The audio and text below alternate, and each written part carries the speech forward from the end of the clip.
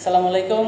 Bangladesh cricket দলের ফর্মে ফেরার পুরাতন যে টেকনিক ছিল সেটা মূলত কিছুটা চির ধরেছে। আগে দেখা যেত বিভিন্ন দেশের সাথে নাখানে চুবানি খেয়ে বা চরমভাবে ব্যর্থ হয়ে ফর্মে ফেরার জন্য বাংলাদেশ দল জিম্বাবুয়েকে ডেকে নিয়ে আসতো অথবা বাংলাদেশ জিম্বাবুয়ে যেত। তবে এবার ঘটনাটা কেমন যেন পাহাড় দাঁড়ের মতো উল্টে গেল।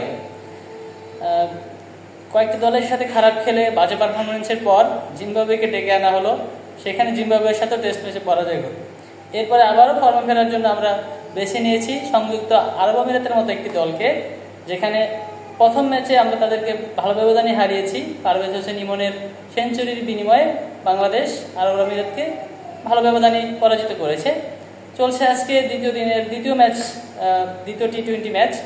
আমরা দেখব আজকের ম্যাচটি কেমন হয়। বাংলাদেশ তার ফর্ম উদ্ধার করতে পারে নাকি এক ম্যাচ জয়ে পরে দ্বিতীয় ম্যাচ আবার পরাজয় নিয়ে আসে। ঠিক আছে, সেই পর্যন্ত ভালো থাকুন। আসসালামু আলাইকুম।